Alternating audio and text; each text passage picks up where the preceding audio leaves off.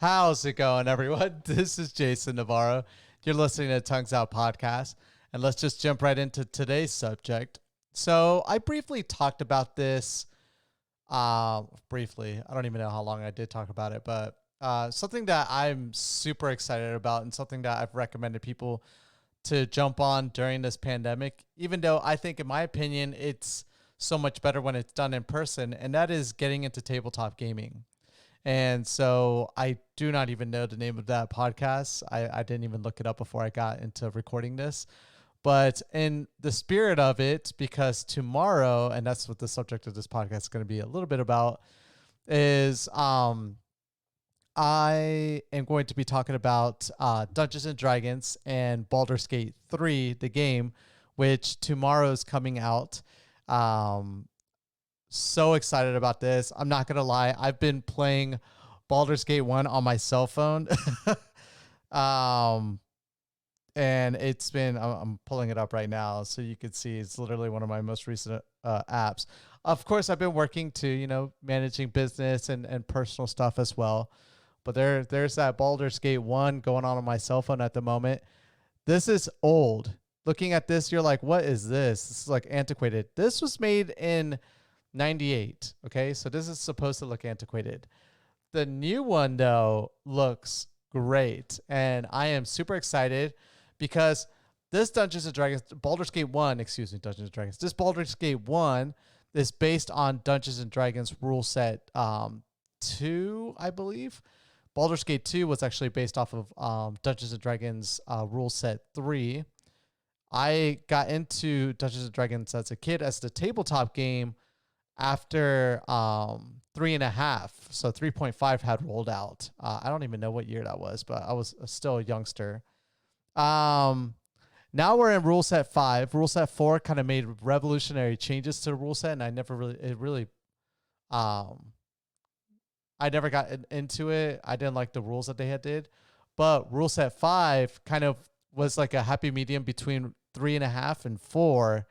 And in preparation for Baldur's Gate 3, I've been rereading everything from the player's handbook about races and classes and making sure that I am going to make the character that I want. Baldur's Gate 3 essentially is a video game based off of the Forgotten Realms, which is like the name of like the universe that most of the Dungeons and Dragons games take place in. With that game, you can literally make your own story in any kind of universe, but most people do Forgotten Realms because it's a pretty established world with history and cities and everything. But Baldur's Gate is a very important coastal city on the west coast of a continent called Faerun in the Forgotten Realms. And they're all like the stories have all had like different antagonists. In this game, they're going to have a villain called, darn it, I should have had my monster manual with me as well. The main antagonist is a species called the Mind Flayer, which I talked about in that podcast. If you want to know a little bit more what a Mind Flayer is, you can listen to that.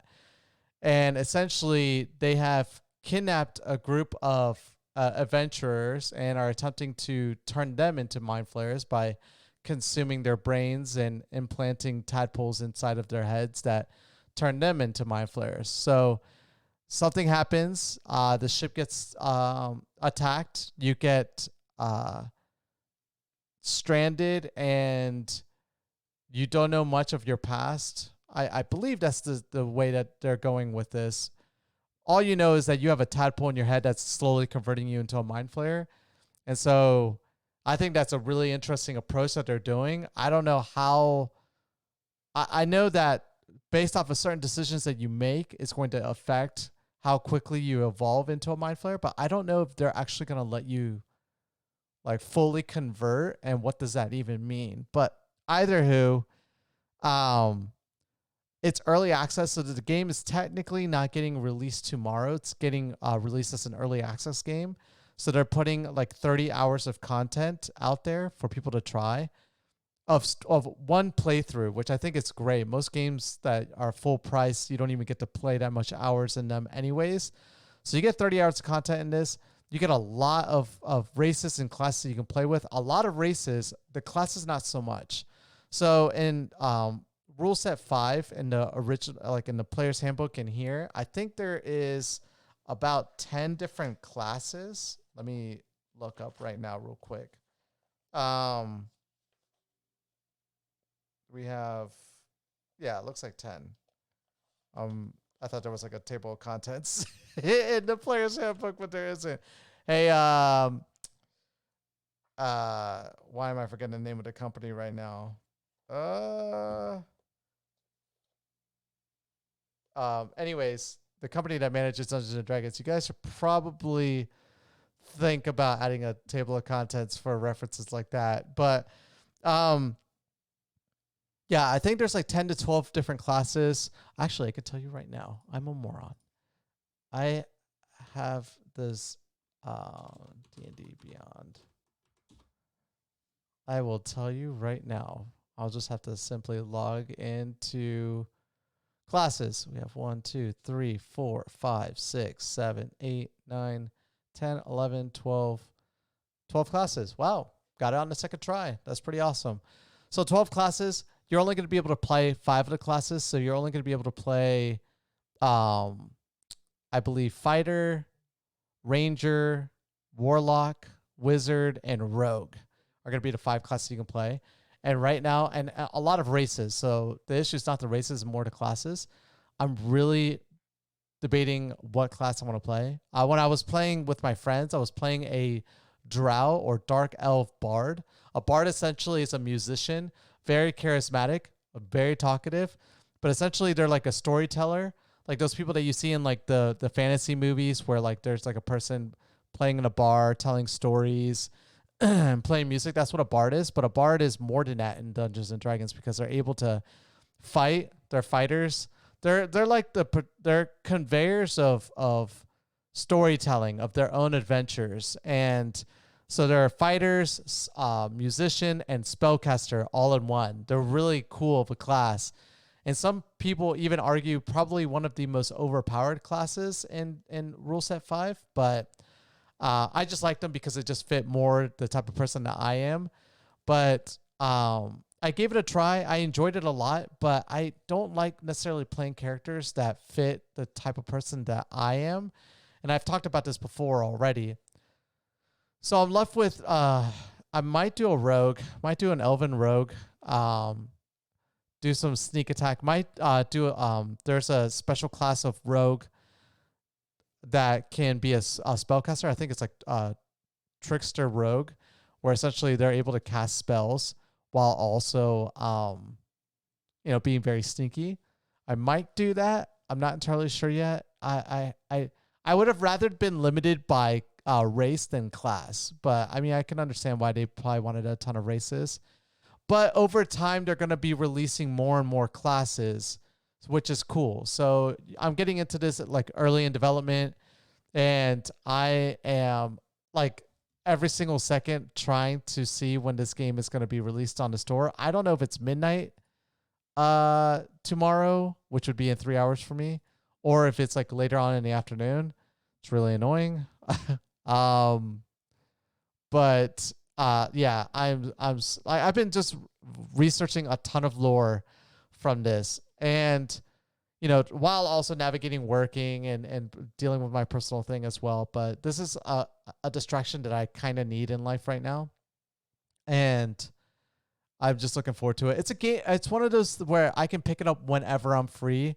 That's why I'm really excited about it, because a lot of games really require you to kind of be invested all the time, or at least the type of games that I play tend to require you to kind of always be playing. Whereas this, I can play whenever I'm free, whenever I have a second where I'm not working or like I can't work, and I'm not being a parent at the moment and have some free time, then I can just do that for like 30 minutes to an hour and just pick back up where I was at before. And so that's why I'm super excited, because I've been waiting for a game that's like this, that's set in the Dungeons and Dragons universe. And I've just been a big fan of Baldur's Gate forever. It's because of that game that I got so involved into Dungeons and Dragons in the first place. Um, so yeah, that's I don't know. You're probably going to be hearing more about this tomorrow. If I look super excited, it's because the game actually turned out really great and it came out without issues. If I look really upset, it's not because I have anything against the studios making this game. It's just something happened that caused this game not to be as smooth of a launch as all the fans want it to be. But I don't know. This is super cool. Again, nowhere it will never replace tabletops because tabletops you could be whatever you want to be, and it is so cool making whatever character you want.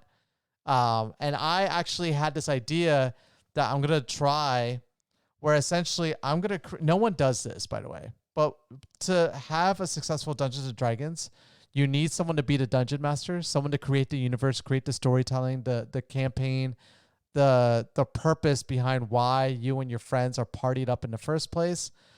And I've never done that yet, and I one day maybe want to jump into being a DM, but at the moment I just don't want to do that. It requires a lot of time. You have to really do a lot of storytelling. It's so much easier just to manage one character, but the problem is like if you don't have a DM, you can't have Dungeons and Dragons, and so to kind of navigate around that, my idea is to make a average level character, so between level 5 or 10, make a character, but do a storytelling where essentially I'll reach out to public forums where people are looking for, like they're about to jump into like a difficult campaign and they might need an extra person temporarily for this campaign. And I want to test the idea of jumping between multiple different people's groups and their campaigns and playing 1 or 2 sessions with them and then leaving and joining someone else's group and being almost like someone for hire.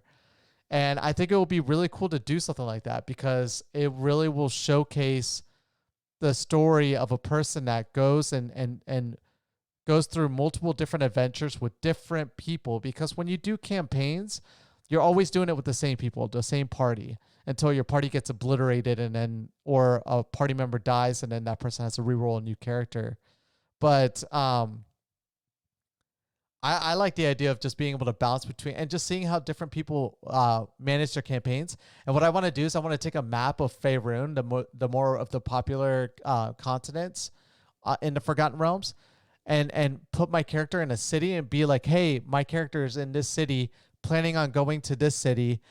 If you're needing any help in your campaign, message my character. And I want to make a story where like these people approach me and converse with me as if like I'm a non-playable character, and then they hire me to come on board. And if I do and everything works out fine and we make an agreement on like what they're going to pay me for my work, and I want this history to follow me, so I want to like make a diary of this character and have him just continue going until he gets killed, which will be a sad day because it ends my idea, but my whole goal would be not to die.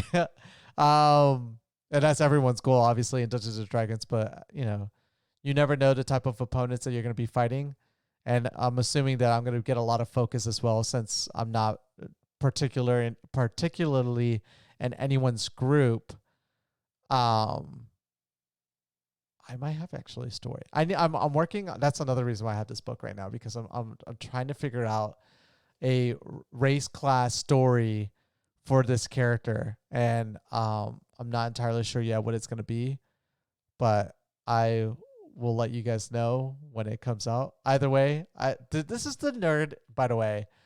You're going to get a lot of nerd because there's just no ability to socialize with people at the moment. I do have a few meetings this week, which is super exciting.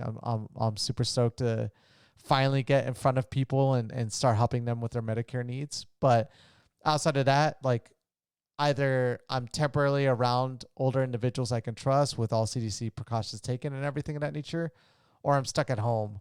Those are literally the only 2 mediums I have at the moment. And if I'm stuck at home, when I'm free, I'm going to be nerding it out and just, going back to my grassroots as a kid. And I just, man, I just never thought being older meant that I could continue doing the things that I enjoyed doing as a kid, but even better because like I'm older and I could get whatever I want and do whatever I want. So that's probably why you also see a dragon in the background. That's like a DM board that, and the behind has all like quick info for like how to manage being a dungeon master. It came with the box set for like all the books. Um, and I'm never a dungeon master, so I just felt like using it to cover my Roadcaster Pro. But yeah.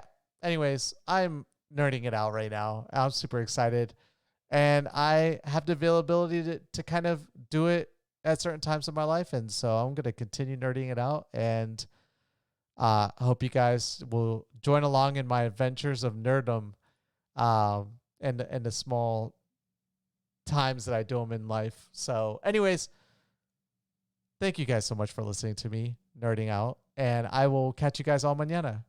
Peace.